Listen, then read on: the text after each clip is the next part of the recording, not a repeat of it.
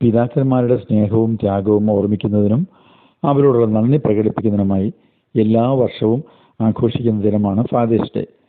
India ഉൾപ്പെടെയുള്ള ഭൂരിഭാഗം രാജ്യങ്ങളിലും ജൂൺ മാസത്തിലെ മൂന്നാമത്തെ ഞായറാഴ്ചയാണ് ഫാദേഴ്സ് ഡേ ആയി ആഘോഷിക്കുന്നത്. ഈ വർഷം 2026 ജൂൺ 21 ഞായറാഴ്ചയായിരുന്നു ഫാദേഴ്സ് ഡേ. അമേരിക്കക്കാരിയായ സൊനോര സ്മാർട്ട് ഡോഡ് എന്ന സ്ത്രീയാണ് ഈ ദിവസത്തിന് പിന്നിൽ പ്രവർത്തിച്ചത്. അമ്മയുടെ മരണശേഷം തങ്ങളെ ഒറ്റയ്ക്ക് വളർത്തിയ തൻ്റെ പിതാവിനോടുള്ള വില്യം ജാക്സൺ സ്മാർട്ട് ആദരസൂചകമായാണ് അവർ ഇങ്ങനൊരു ദിവസം വേണമെന്ന ആശയം മുന്നോട്ട് വെച്ചത്.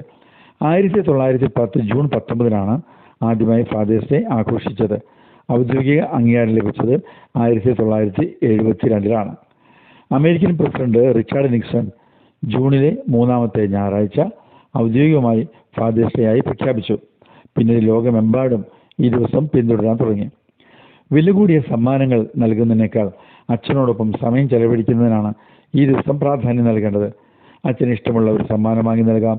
ഒരുമിച്ചിരുന്ന് സിനിമ കാണുകയോ പുറത്തുപോയി ഭക്ഷണം കഴിക്കുകയോ ചെയ്യാം.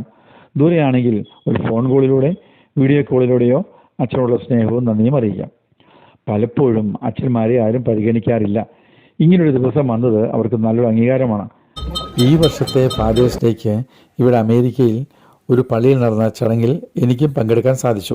ഇവിടെയുള്ള മലയാളികൾ എന്നെയും അതിൽ ഉൾപ്പെടുത്തി എന്നതാണ് വാസ്തവം. എല്ലാ പിതാക്കന്മാരെയും പള്ളിയുടെ ആനവാതികൾ നിർത്തി ഓരോരുത്തർക്കും ഓരോ പൂവുകൾ നൽകിയുണ്ടായി.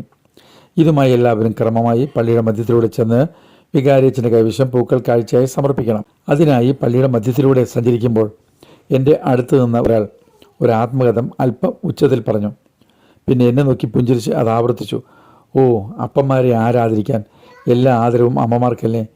ഇങ്ങനെ പറഞ്ഞുവെങ്കിലും അദ്ദേഹവും ഈ ആദരവ് ആസ്വദിക്കുന്നുണ്ടായിരുന്നു.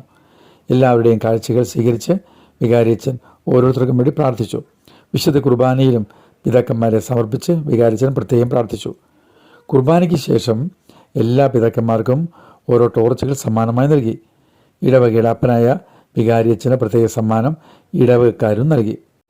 തുടർന്ന് ഫോട്ടോ സെക്ഷനും ആഘോഷത്തിൻ്റെതായി കേക്ക് കട്ടിങ്ങും ഉണ്ടായിരുന്നു. അവസാനം കേരള ശൈലിയിൽ പച്ചക്കപ്പയും മീൻകറിയും കാപ്പിയും ഉണ്ടായിരുന്നു. വളരെ സന്തോഷം പകർന്ന ഒരു ഫാദേഴ്സ് ഡേ ആയിരുന്നു അത്. പിന്നിൽ പ്രവർത്തിച്ച എല്ലാവരും പ്രത്യേകം അഭിനന്ദനം അർഹിക്കുന്നു.